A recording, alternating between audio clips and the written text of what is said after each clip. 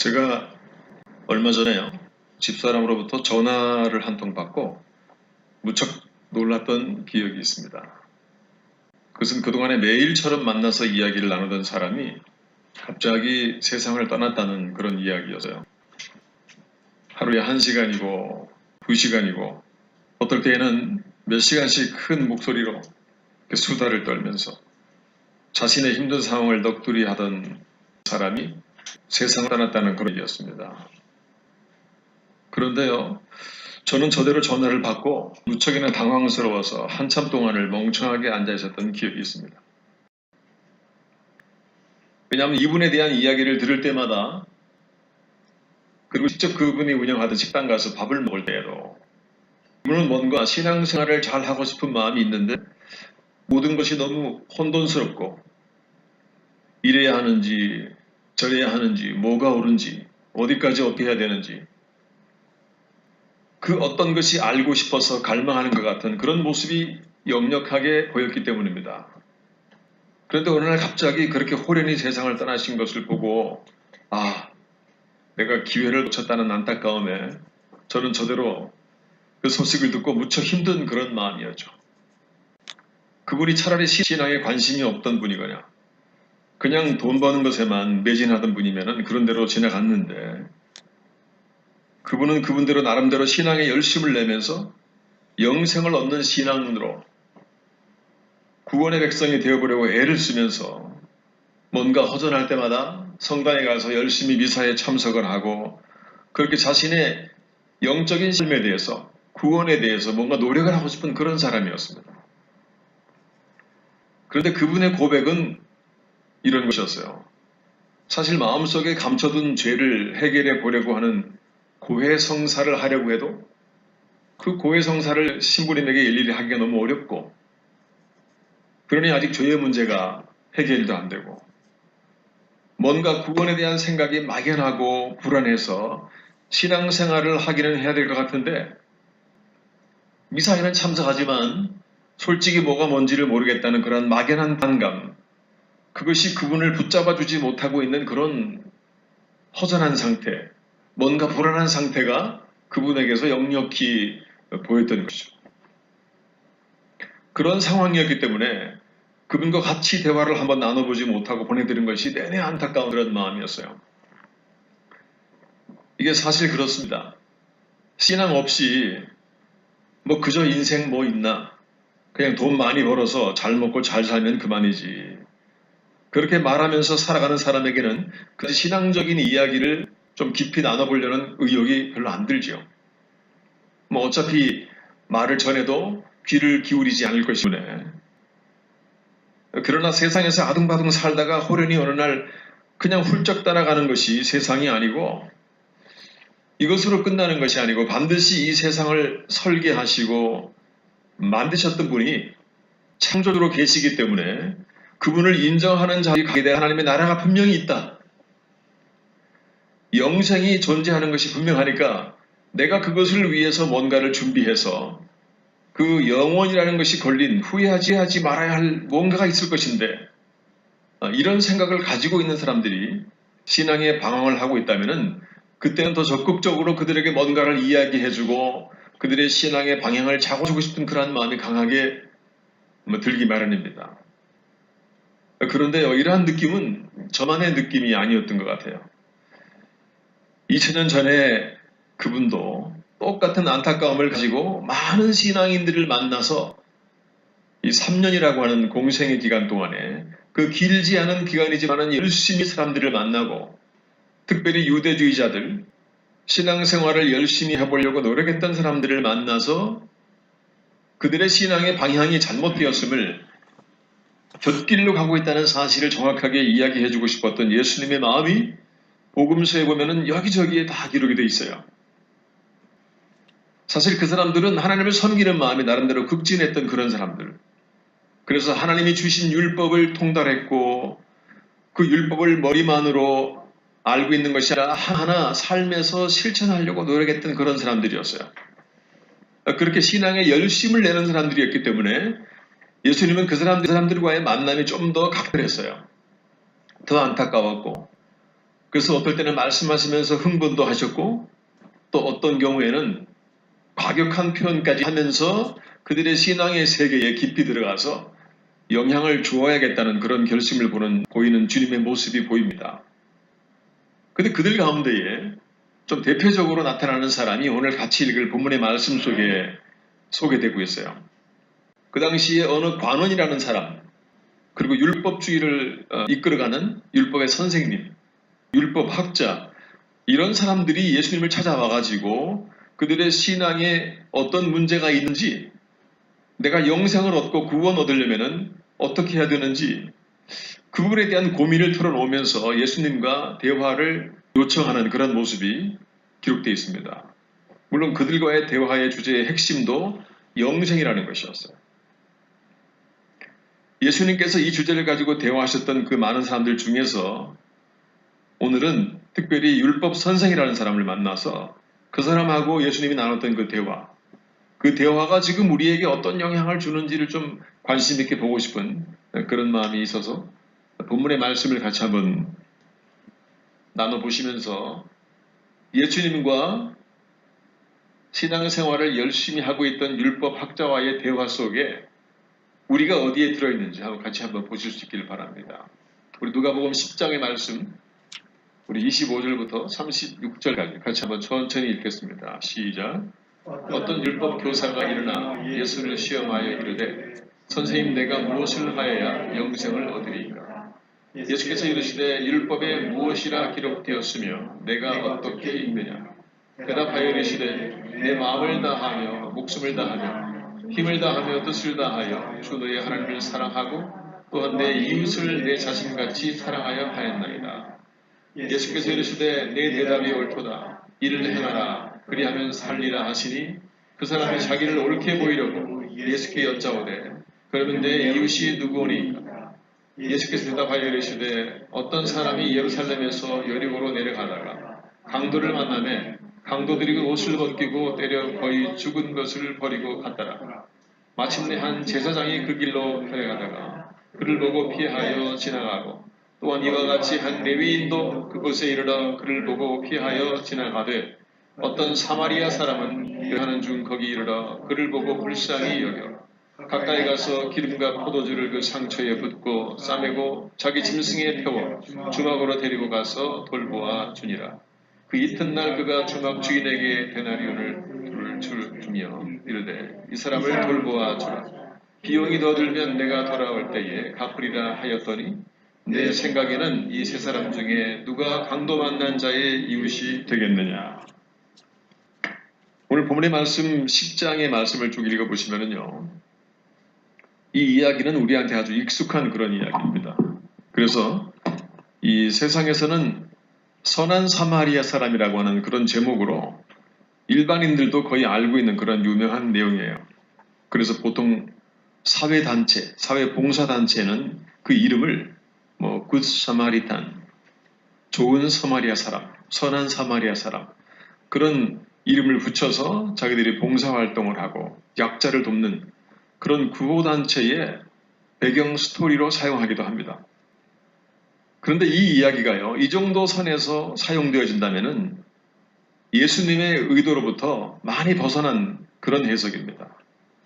지금 이 이야기는 영생과 구원이라는 주제로 신앙의 핵심을 놓고 신앙생활을 열심히 하면서 사람들의 신앙을 이끌어주는, 또 율법을 사람들에게 가르치는 대표적인 종교 지도자와 예수님과의 영생에 대한 아주 중요한 대화인 것입니다.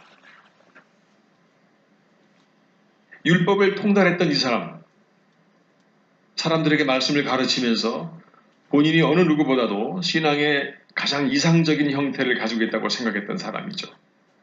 당연히 마치 구원은 따놓은 당사인 것처럼 생각했던 그런 사람이에요. 결국 이 사람은 구원에 확신이 없이 불안해하는 신앙인보다도 훨씬 더 심각한 상태예요. 우리 예수님 보셨을 때에 차라리 신앙에 방황을 하고 있는 사람이면 모르겠는데, 이제 우리가 두 번째 만나게 될 관원이라고 하는 사람은요, 율법을 잘 지키는 사람이었는데 그 사람은 방황하는 사람이에요. 아, 내가 정말 이 정도로 율법을 지켜서 구원받을 만한 사람이 될까? 그 부분에 대해서 깊이 고민하다가 예수님을 찾아온 사람인데 첫 번째 주님 만나시는 이 율법 선생은 그런 사람이 아니었습니다. 예수님 보셨을 때에 정말로 대책 없는 신앙의 지도자 모습이었어요. 이 사람의 질문에는요, 이미 자신감이 꽉 차 있는 그런 사람이었어요. 그냥 남루한 옷차림에 촌동네, 나사렛 동네에서 왔던 30대의 청년이 뭔가 조금 알고 있는 것 같은데, 그래서 사람들한테 관심 가지고 인기를 끌고 있는데, 저 사람이 나를 만나면은 과연 내가 가지고 있는 성경 지식에, 율법 지식에 그 사람이 감당해낼 수 있을까? 그런 마음의 배경을 가지고 청년 예수를 지금 찾아온 것입니다. 촌동네에서 온 이 젊은이가 율법으로 똘똘 뭉친 나를 만나서 너는 나에게 게임도 되지 않을 거야. 그런 상태로 지금 주님을 만나고 있는 거예요. 지금 이 대화 속에서 가장 중요한 단어가 뭐냐면 내 이웃입니다. 내 이웃. 그렇다면은 내 이웃이 누구입니까? 우리가 예수님의 설명 속에서 내 이웃이 누구인지를 말하는 것이 가장 중요한 핵심인데 그 이웃을 정확하게 발견해내지 못하면요 우리는 이 실패한 종교 지도자와 마찬가지로 예수님과의 이 대화에서 이 내용을 읽으면서 우리도 똑같이 실패하는 것입니다. 우리 26절과 29절의 말씀 같이 한번 다시 보겠습니다. 예수께서 이르시되 율법에 무엇이라 기록되었으면 내가 어떻게 읽느냐? 대답하여 이르시되 내 마음을 다하며 목숨을 다하며 힘을 다하여 뜻을 다하여 주 너의 하나님을 사랑하고 또한 내 이웃을 내 자신같이 사랑하라 하였나이다. 예수께서 이르시되 내 대답이 옳도다. 이를 행하라. 그러면 살리라 하시니 그 사람이 자기를 옳게 보이려고 예수께 여짜오되 그러면 내 이웃이 누구오니까? 여기 보시면은 어떤 사람이 강도를 만나요? 강도 만난 어떤 사람을 지나가는 몇 사람 중에서 과연 이 강도 만난 사람의 이웃, 진정한 이웃이 누구시냐? 지금 이게 이야기의 핵심이지요. 그 어떤 사람이야말로 뭔가를 절실하게 필요로 하는 사람이 어떤 사람이에요? 강도를 만나서 죽음을 직면했기 때문에 이 사람이 정말 필요한 것은 생명이죠. 거반 죽었기 때문에 누군가의 도움을 통하여서 죽음을 극복하고 생명을 얻어야만 되는 그 상황에 있는 사람이 어떤 사람입니다. 근데 이 사람 옆에 두 사람이 지나가요. 제사장이 지나가고 레위인이 지나가고 세 번째로 이 사마리아 사람이 지나갑니다. 여러분 제사장과 레위인이라고 하는 사람은요. 구약에 머물러 있는 상태의 사람들을 말하는 거예요. 율법이라고 하는 행위로 생명과 영생을 얻을 수 있다고 생각하는 사람들의 대명사가 제사장과 레위인들입니다. 이들이 그냥 지나갔다는 것은요. 죽어가는 인간에게 율법의 행위로는 생명을, 영생을 줄 수 없다는 사실을 예수님께서 이 두 사람이 그냥 지나갈 수밖에 없었음을 인하여서 설명해 주고 있는 거예요. 여러분 지금 이 얘기가요. 어려움에 처한 사람을 도와주어야 되고 우리는 냉정한 신앙인이 되면 안 되고 주변에 어려운 사람들을 도와주고 돌봐주고 강도 만난 사람들을 지켜주고 뭔가 필요한 것이 있는 사람들에게 필요를 채워주는 사회복지적인 차원에서 이 이야기를 생각하면은 예수님의 의도와 많이 빗나가는 것입니다. 물론 하나님의 사람들은 예수 그리스도의 이름으로 많은 사람들을 도와주어야 하면 너무나 마땅해요. 그러나 지금 이 이야기는 우리에게 그것을 말해주고 있는 게 아니에요. 그런 이야기를 하려면은 그냥 우리가 율책을 읽어도 되고 논어냉자, 도덕경을 읽어도 충분히 그러한 교훈은 얻을 수 있습니다. 초등학교 학생들의 바른생활 교과서만 봐도 그 정도의 내용은 우리가 충분히 알 수 있어요. 그런데 여기서 질문이 하나 있습니다. 예수님은 당신 스스로를 지금 이 말씀을 통해서 이웃으로 소개하고 있는 거예요. 당신 자신을. 거의 죽을 수밖에 없는 그 사람을 만나서 그 사람의 생명을 구할 수 있는 전쟁한 내 이웃이 너는 이 이야기 속에서 누구라고 생각하느냐? 사단에게 속아서 죽음에 직면한 어떤 사람들, 그 사람들을 구해줄 수 있는 진정한 이웃이 누구라고 생각하느냐? 지금 그렇게 지금 질문하고 있는 겁니다. 자, 그러면 하필이면 왜 사마리아인을 소개하면서 진정한 이웃이 그 사마리아인으로 예수님이 인도하고 있는 것일까요? 얘기 속에서. 여러분, 죽음을 맞이한 사람이 진정한 이웃으로 사마리아 사람이 지금 등장하고 있는데, 이 죽음을 맞이한 사람의 국적은요, 예루살렘에 살고 있는 유대인이에요. 다시 말해서 율법 속에 살아가는 한 사람이었습니다. 근데 이 사람이 거반 죽게 생겼잖아요. 이 거반 죽었다는 말이 헬라어로 보시면은 지나친 폭력을 당한 상태이기 때문에 의식을 완전히 잃어버린 상태예요. 그냥 놔두면은 그대로 죽어있는 상태로 진행될 수밖에 없는 그런 사람입니다. 근데 왜 하필이면은 이 사람을 만난 선한 이웃이 사마리아 사람인가? 그런데 이 사람이 거반 죽지 아니하고 어느 정도 의식이 있는 상태라면요. 지금 자기를 도와주려고 하는 이 사람이 사마리아 사람인 것을 확인하는 순간에 절대로 이 유대인은 그 사마리아 사람의 도움을 원하지 않습니다. 왜냐하면 그 당시에 사마리아 사람은 불결한 사람이고 유대인들이 개보다도 못한 사람이라고 취급했던 사람들이었어요. 만약에 유대인이 자신을 도와주는 사람이 사마리아인이라는 사실을 알게 되면요. 이 사람은 본인이 비록 강도를 만났을지라도 사마리아 사람의 도움은 100% 거절하게 되어 있는 사람입니다. 근데 이 사람이 강도를 만나서 의식을 완전히 잃을 정도이기 때문에 사마리아 사람의 일방적인 은혜를 받고 있는 거예요. 사마리아 사람의 절대적이고 일방적인 은혜를 입어서 생명을 다시 얻고 있는 것입니다. 그런데 율법 선생은 자신이 이 이야기 속에서 강도 만난 사람이라는 사실을 깨닫지 못해요. 이 선한 사마리아인의 이야기 속에서 강도 만난 사람은요, 율법 속에서 끝없이 방황하면서 내가 율법을 어느 만큼 지켜야 될까? 내가 지금 구원받을 수 있을까? 내가 어저께 율법을 어겼는데 이걸 내가 또 어떻게 용서받아야 할까? 그렇다면 과연 나에게 하나님이 준비하신 영생이 내 것이 될 수 있을까? 뭔가 행함을 통하여서 내가 쌓은 의의를 통하여서 하나님의 은혜가 아닌 하나님의 절대적인 은혜가 아닌 내가 쌓은 나의 개인의 의 율법을 지킴으로 말미암아 내 행위를 통하여서 구원을 받을 수밖에 없다고 생각하는 율법주의자들이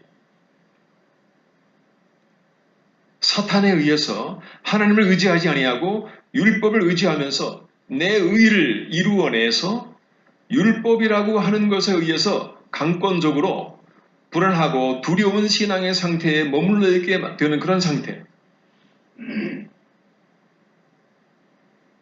여러분 지금 율법학자는요. 영생의 비밀을 알지 못하는 자기 자신이 진정으로 필요한 이웃이 바로 눈앞에 앉아 계시는 예수 그리스도라는 사실을 알지 못하고 그냥 겉으로 드러나는 모습. 나사렛 촌동네에서 온 젊은 청년이라 남루한 옷을 입은 예수님의 그 초라한 모습 때문에 그 입술을 통해서 나오는 진리의 말씀이 그의 마음속에 들어갈 여지가 없는 거예요. 그 청년 예수의 메시지 속에서 그 청년 메시아가 자신을 죽을 지경에서 구해줄 진정한 이웃이라는 사실을 간파하지 못하고 있는 것입니다. 종교 지도자로 살아온 자신의 알량한 자존심이 절대로 그것을 인정하지 못하는 거예요.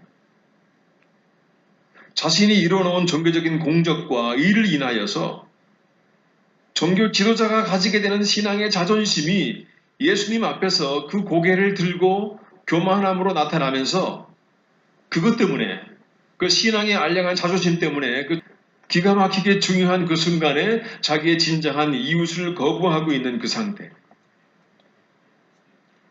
여러분 신앙 속에 가지고 있는 이런 자존심은요. 개도 안 물어가는 자존심입니다. 이것에 사로잡혀가지고 살아가는 자들이 율법주의자들이에요. 우리 신앙인들 가운데서도요, 자신이 쌓아놓은 어느 정도의 의의를 인하여서 내가 그래도 어느 정도 구원받을 만한 사람인데 내가 뭔가 이루어놓은 어떤 것이 있기 때문에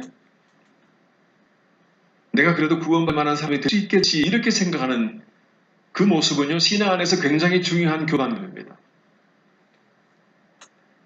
결국 이 이야기는 인간이 구원을 얻는 것은 예수님의 절대적인 대속에 십자가에 죽으신 그 일방적인 은혜, 하나님의 절대적인 은혜 안에서만 가능하지, 제사장들과 레위인들이 쌓아놓은 신앙의 행위들, 공적들, 그 의들이 절대 그들을 구원할 수 없다는 사실을 이 메시지를 통해서 그 생각 속에 침몰되어 있는 유대인, 이 율법 선생에게 예수님이 가르쳐주고 싶었던 거예요.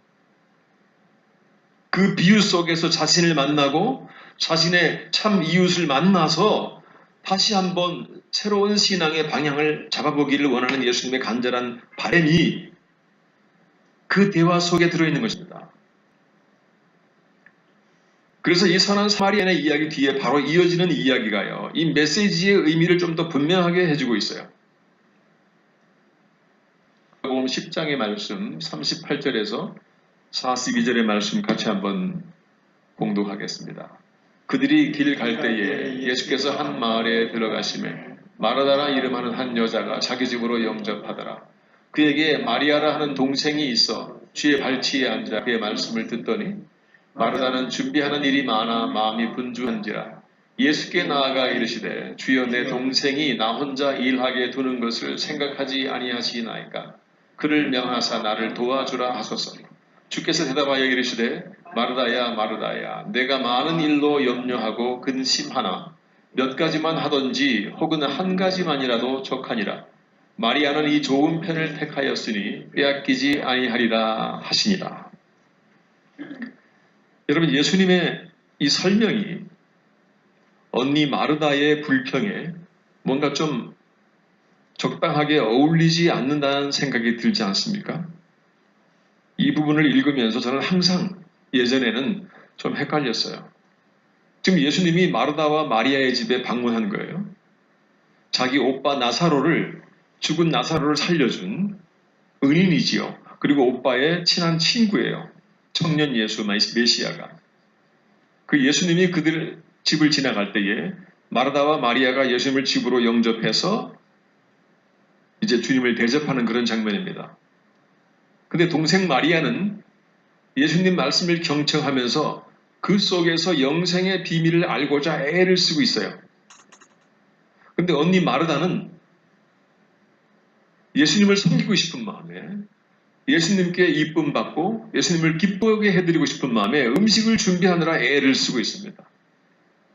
동생과 언니가 둘 다 예수님을 위해서 뭔가를 애쓰고 있어요. 이때 언니 마르다가 예수님께 불평하는 거예요. 동생이 철이 없어서 사람 대접할 줄을 몰라가지고 그냥 예수님 옆에 앉아서 내가 일하는 것을 돕지 않고 있는데 좀 타일러서 언니를 도와주라고 좀 말씀하세요. 내가 다 예수님을 섬기라고 이렇게 애쓰고 있는데 예수님이 안 알아주면 내가 어떻게 합니까? 혼자 음식 준비하려니까 힘들어 죽겠어요. 지금 이 대화가 이루어지는 거예요.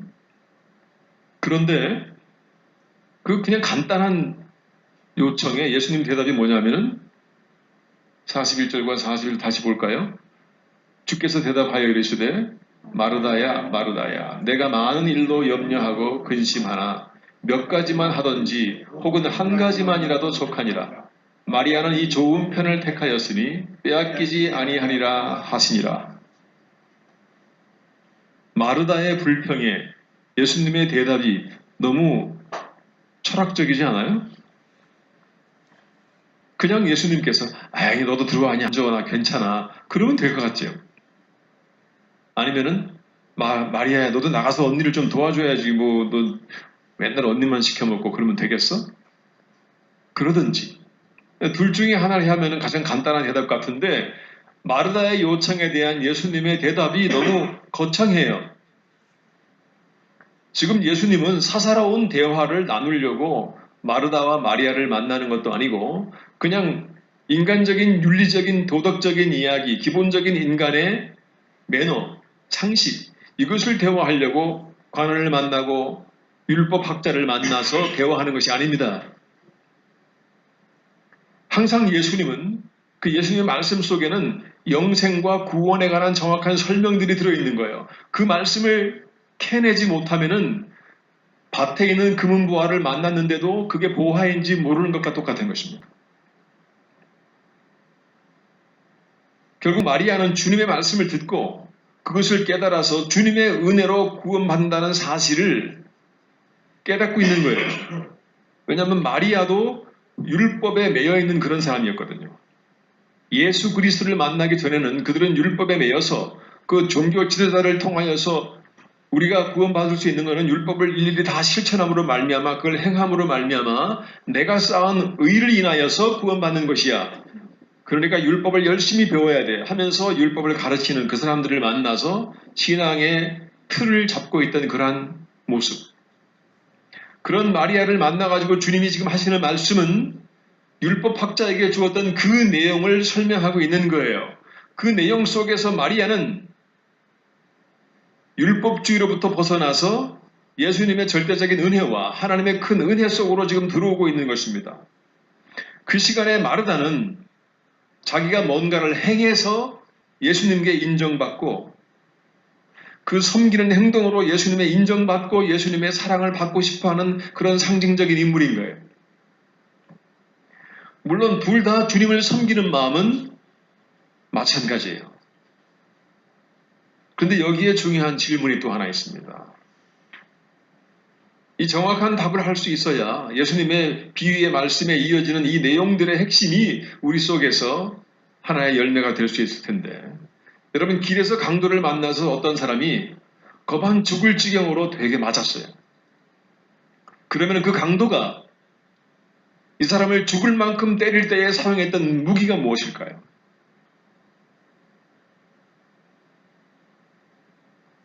답을 얻기 위해서 힌트를 생각해 보시기 바랍니다.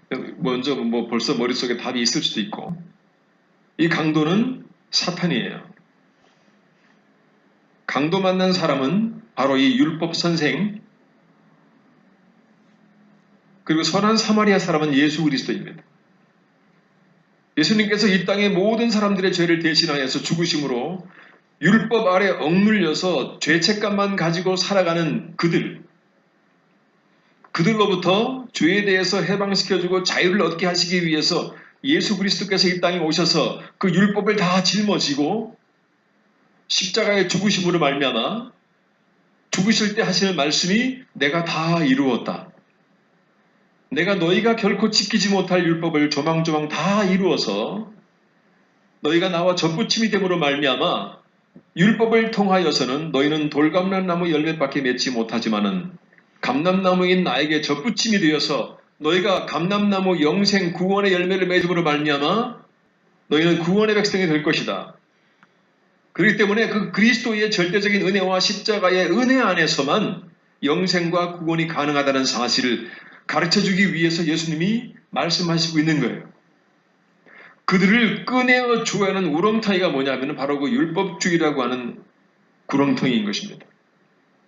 항상 그들을 정죄하고 사단의 하는 일이 항상 뭐죠? 우리를 송사하는 거예요. 너는 자격이 없어.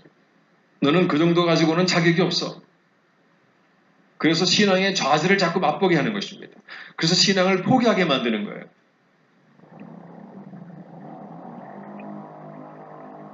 여러분 인간이 율법의 조항을 완전히 지키면서 살려면은요 거반 죽을 만큼 지칠 수밖에 없어요. 여러분 율법이라고 하는 조항이 10계명 10계명이 아니라 800개가 넘는 조항이에요. 거기는 민법이 있고 형법이 있고 소송법이 있고 그 법 속에 다 들어있어요. 예수님께서 모세를 통해서 주신 우리 하나님 모세를 통해서 주셨던 율법서 그 율법서를 막 가지고 기초로 해서 함무라비 법전이 만들어진 거죠. 그래서 항상 지켜야 할 그 율법 때문에 그 율법 안에 있는 자들은요 항상 불안하고 초조하고 두렵고 결국에 구원받지 못할 것 같아. 마음에 자유가 없고 마음에 쉼이 없는 거예요. 지쳐 있는 거예요. 그래서 선한 이웃으로 오신 예수님께서 지쳐있는 그들에게 마음의 쉼을 주시고 싶은 거예요.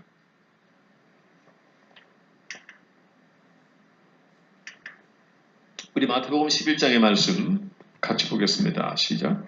수고하고 무거운 짐진 자들아 다 내게로 오라. 내가 너희를 쉬게 하리라. 나는 마음이 온유하고 겸손하니 나의 멍에를 메고 내게 배우라. 그리하면 너희 마음이 쉼을 얻으리니 이는 내 멍에는 쉽고 내 짐은 가벼움이라 하시니라. 이 세대를 무엇으로 비유할까? 비유하건대 아이들이 장터에 앉아 제 동물을 불러 이르되 우리가 너희를 향하여 피리를 불어도 너희가 춤추지 않고 우리가 슬피 울어도 너희가 가슴을 치지 아니하였다 함과 같도다. 여러분, 수고하고 무거운 짐이 뭐죠? 예수님께서 우리의 어깨에서 없애주고 싶으신 그 수고하고 무거운 짐.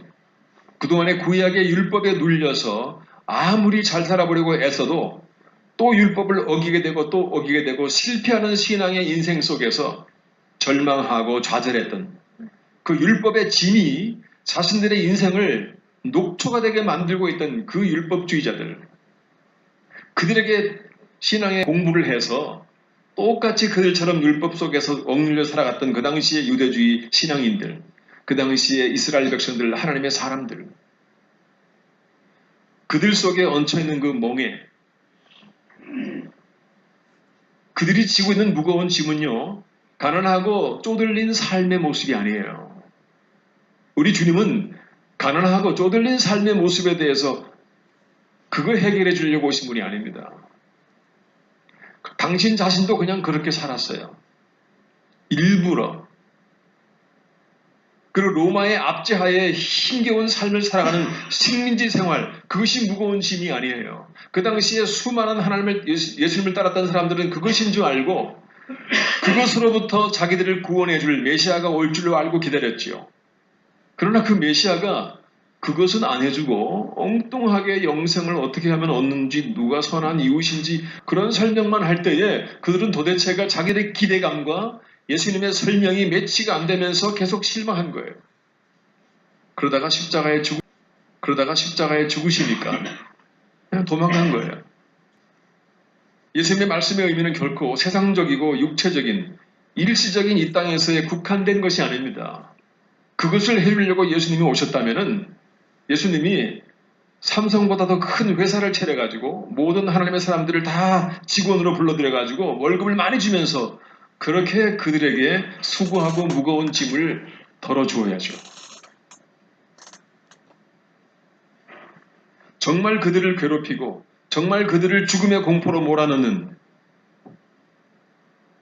정말 그들로부터 영생의 확신과 구원의 확신을 빼앗아가는 그 강도가 들고 있는 무기, 그것이 무엇인지를 예수님께서 그들에게 보여주고 싶은 거예요.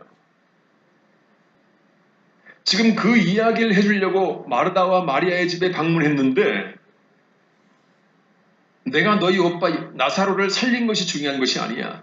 너희가 정말로 율법에 짓눌려서 거의 반 죽게 되어 있는 너희의 신앙의 상태로부터 내가 너희를 살리기 위해서 이곳에 왔다는 사실을 내가 다시 한번 정확하게 명시해 주려고 온 것이니까 너도 들어와서 말씀을 들으라는 겁니다.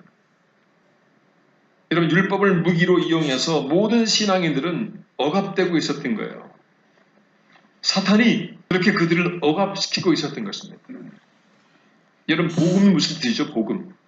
Good news. 좋은 소식이에요. 기쁜 소식.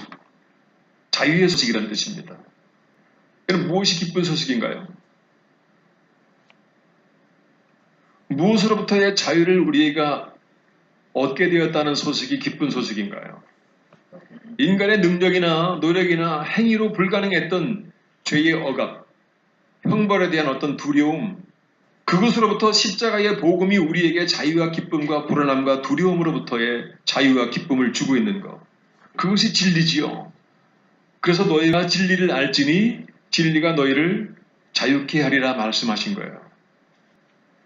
그런데요, 제가 오늘 말씀을 시작하면서 나년이라는 사람이 갑자기 세상을 떠나서 마음이 많이 힘들었다는 이야기를 했었습니다.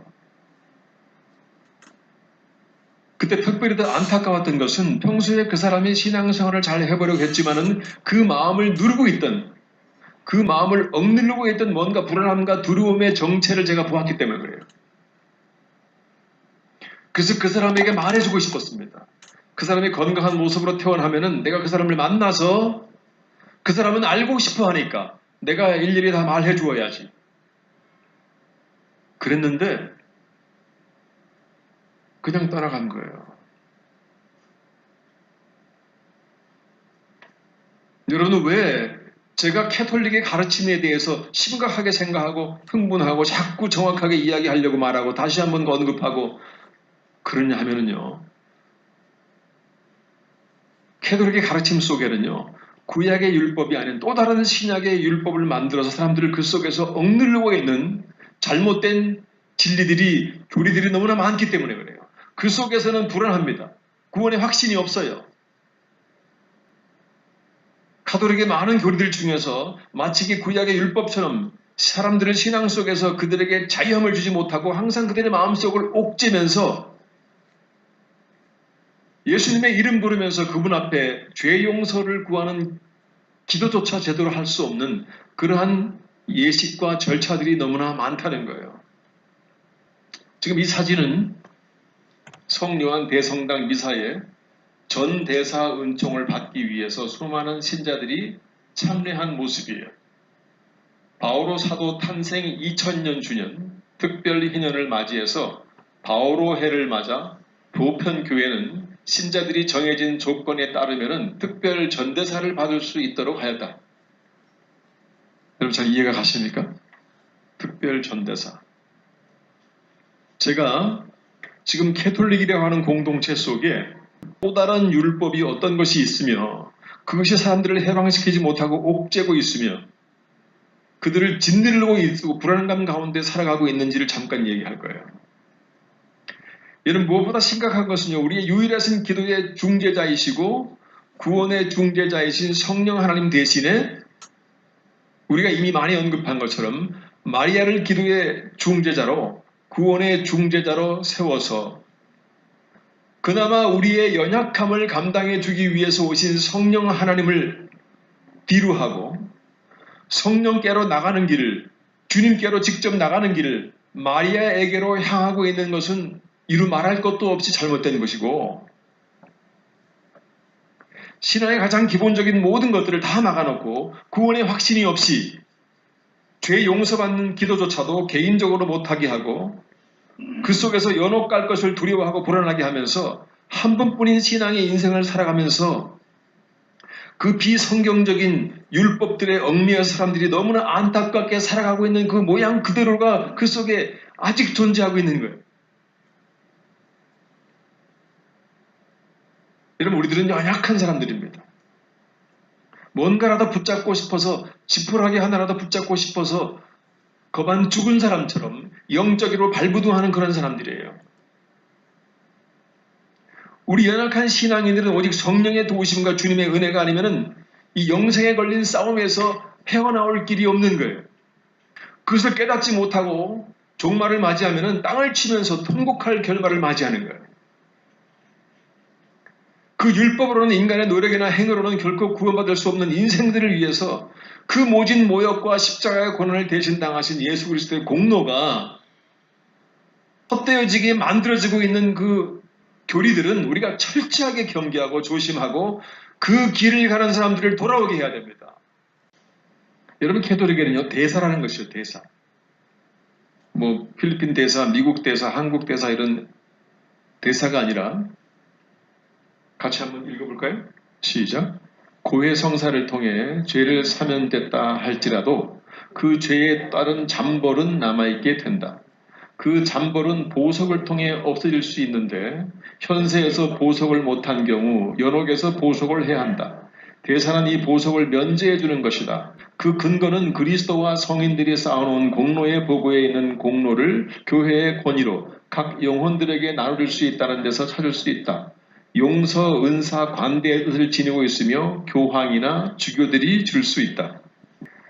여러분 캐톨릭은 죄와 벌을 구분합니다. 여러분 죄하고 벌을 구분해 놓고 고해성사를 통해서 우리가 죄를 용서받아요.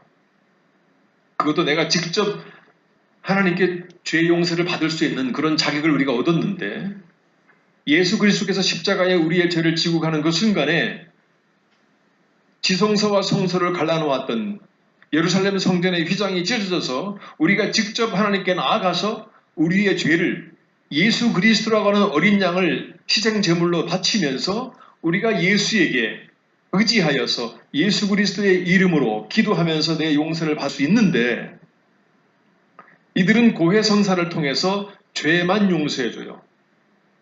성경은요, 죄 속에 죄와 관계된 벌이 같이 들어있는 것입니다. 그러나 그들은 죄와 벌을 구분해놓고 죄만 용서해줘요. 고해성사도 웬만하면 잘 못합니다. 여러분, 고해성사가 쉬워요? 누군가가 누구를 죽였어. 또 누군가가 수많은 불륜을 했어. 이걸 내가 잘 아는 신부님 앞에 가가지고 내가 또 엄청난 돈을 사기를 쳤어. 신부님 앞에 가서, 신부님, 내가 이렇게 했고 이렇게 했는데요, 용서해 주세요. 이거를 할 수 있겠냐고. 하나님과 나와만 알고 있는 그 죄의 문제, 그분은 나를 용서해 주기 위해서 기다리고 있는 그분 앞에 내가 나아가서 눈물로 회개하면서 다윗처럼 그렇게 기도하면서 그분 앞에서 자유를 얻는 거예요. 그것이 신앙이 주는 힘이고 용서에 대한 미덕이고 하나님의 절대적인 은혜 속에서 누릴 수 있는 우리의 특권인 것입니다. 그런데 죄만 용서해주고 거기에 따르는 잠벌이라고 하는 것은 우리가 큰 죄를 짓든 작은 죄를 짓든지 거기에 해당하는 적당한 양의 벌이 있는데, 그 벌은 여전히 내가 보속을 받아야 돼요. 보속을. 여러분, 설명을 정확히 들으시고 옆에 캐톨릭 신자가 있으면 물어보세요. 그리고 모르면 설명해 주시고, 알고 있으면 잘못 알고 있는 걸 가르쳐 주세요. 고해성사를 하게 되면요, 자기의 죄를 다 고백을 하잖아요. 그러면 신부가 그 고해성사 죄를 다 듣고서 거기에 합당한 보속을 줍니다. 보속이라고 하는 것은 뭘까요? 내가 100만 원 사기 쳤으면은, 그러냐, 그럼 그 사람에게 가서 100만 원 돌려줘라. 그리고 용서를 구하고 양복 한 벌 해줘라. 뭐 이런 식으로. 이게 불교에도 똑같이 있습니다. 불교도요, 불교 신자가 스님 찾아가가지고, 스님, 내가 이런 잘못이 있는데 어떻게 하면 될까요? 하면은 스님이요, 적당한 보속의 내용을 정해줘요. 그러면은 그대로 실천하면서 마음의 안심을 갖게 되는 거예요. 그냥 심리적인 안심, 안도가. 영적인 게 아니죠. 지금 이 보속 속에 시달리는 수많은 사람들이 너무나 많아요. 죄에 따른 잠벌은 남아있게 된다. 잠벌은 보석을 통해 없어질 수 있는데 현세에서 보석을 못할 경우에 연옥에서 보석을 해야 된다.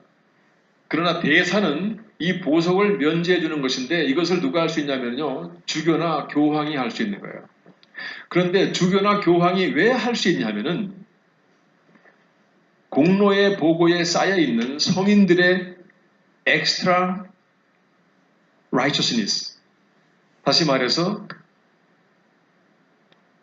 남아도는 의라고 하는 게 있어요. 그 사람들이 구원받을 만큼의 의를 이루고 난 다음에 성인이라고 하는 존재들이 어떤 존재들이냐면은 그들이 했던 업적을 가지고 그들은 자기들이 구원받을 만큼의 의보다도 더 많은 의를 쌓았기 때문에 나머지 extra righteousness가 저 treasure of merit, 공로의 보고에 쌓여 있는 거예요. 그래서 그들에게는 성인이 굉장히 필요한 것입니다. 이 대사를 통하여서, 교황과 주교를 통하여서 대사가 선포되면은 그 선포를 받은 사람들이 잠벌을 면제받는 거예요. 이게 보석인 것입니다.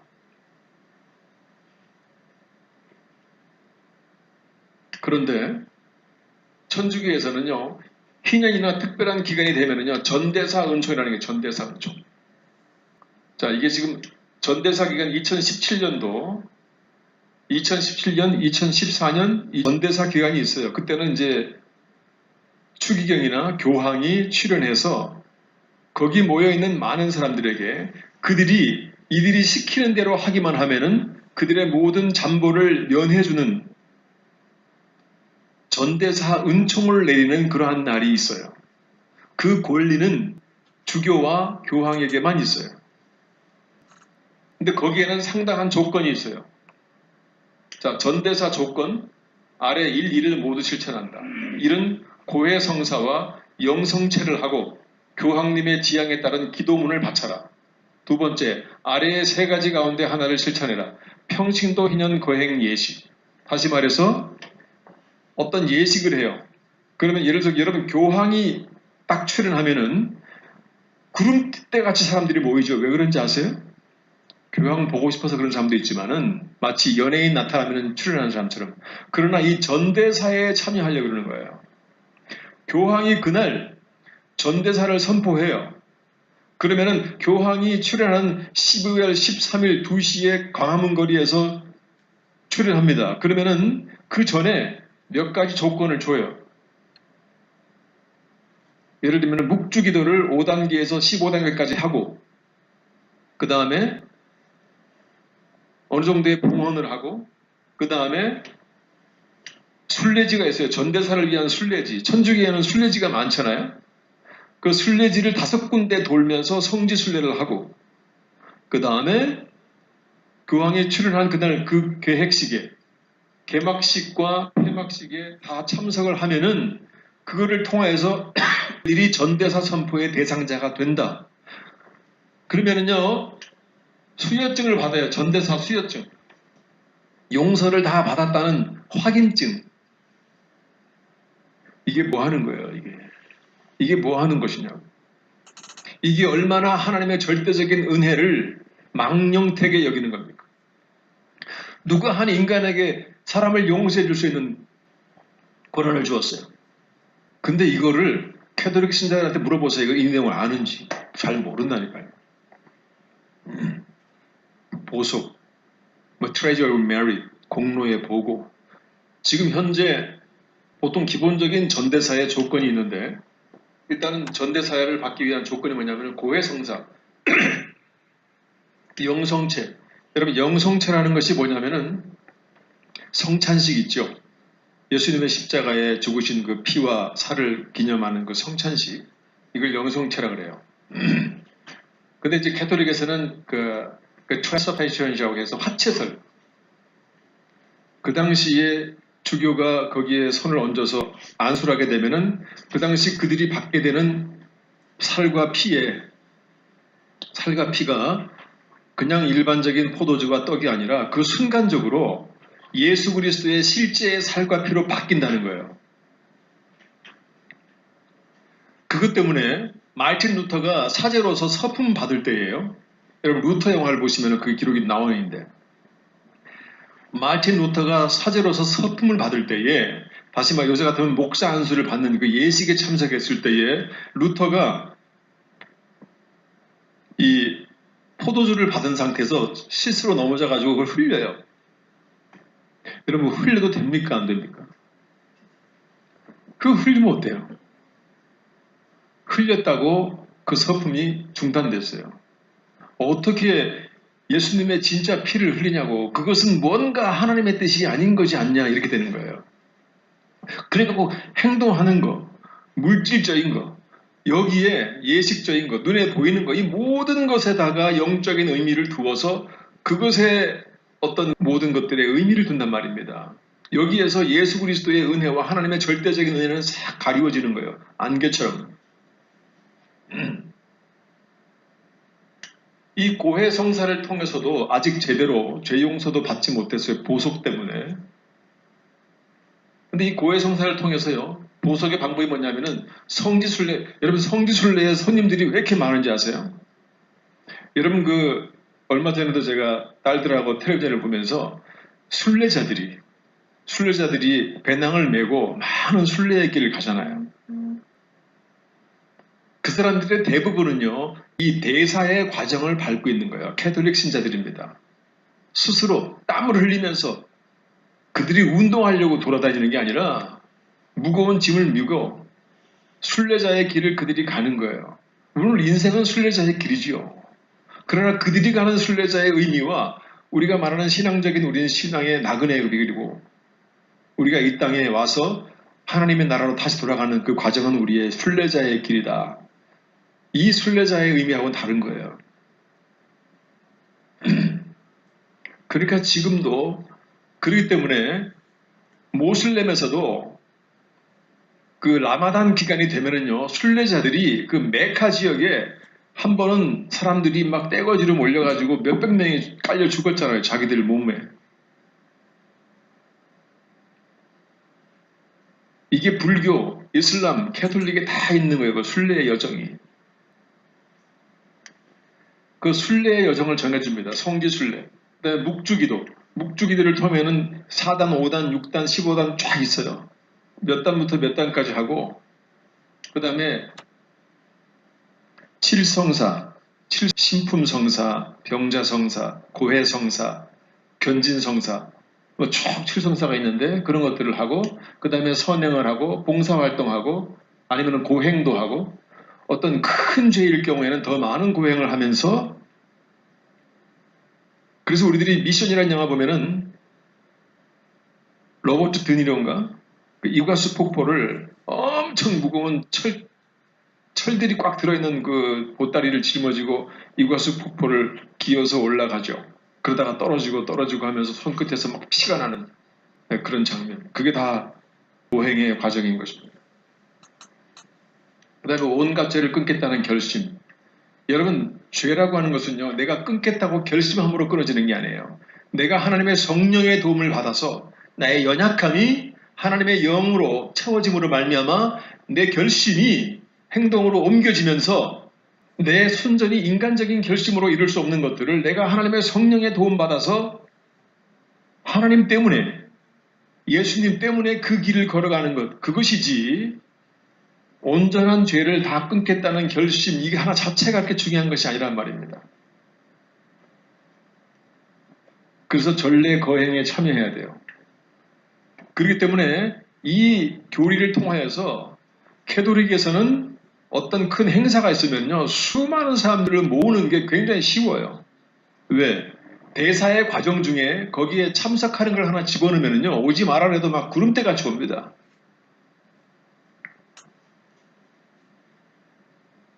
그리고 교황님의 뜻에 따른 기도를 해야 돼. 결국 벌의 용서를 하나님과 주님의 보혈의 권위 아래 두지 아니하고 조직이 결정한 교리와 교황의 전권 아래 두어서 사람들을 그 속으로 끌어들이는 거예요. 이거 외에도 율법과 같은 사람들을 옥죄오게 된 여러 가지 교리들이 몇 가지가 있어요. 그걸 다 이루어내려면 버겁고 너무 힘든 거예요. 신앙생활 자체가.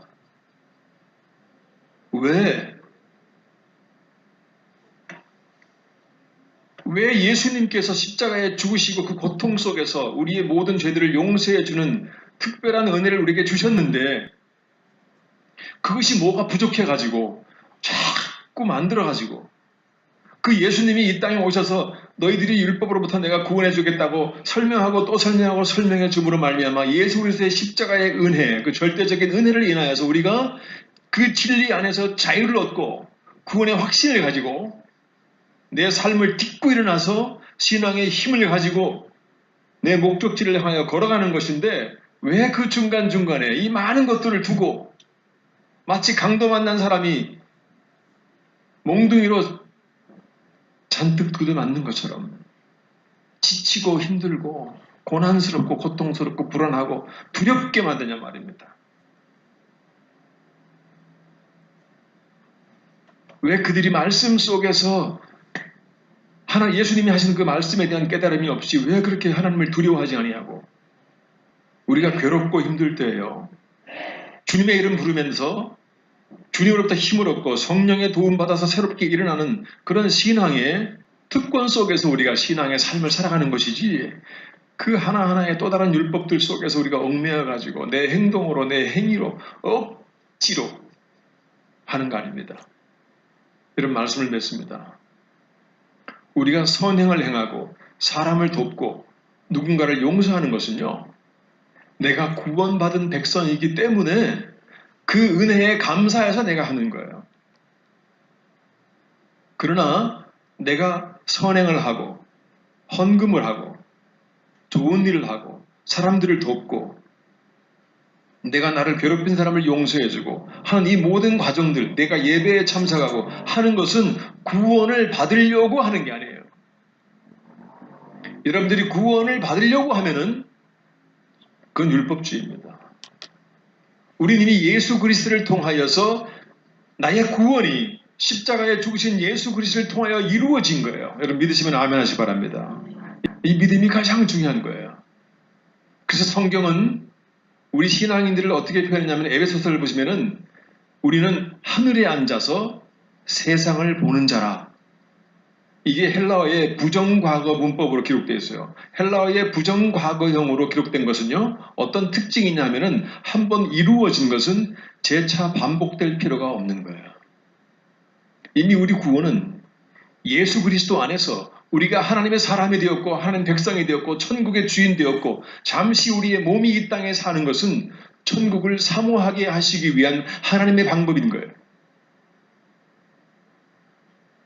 여러분 구원을 얻기 위해서 선언하는 거하고 구원 받았기 때문에 너무 감사해서 내가 착하게 살지 않을 수 없는 거하고는 천지 차이인 것입니다. 우리 구원받은 자들은요.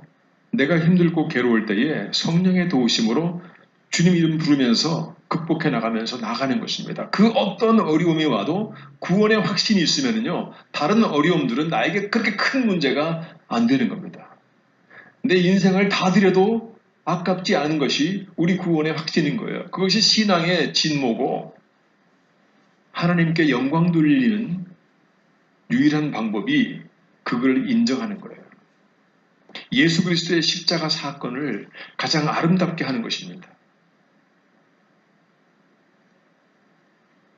우리 같이 찬양하겠습니다. 찬양하라 하세요.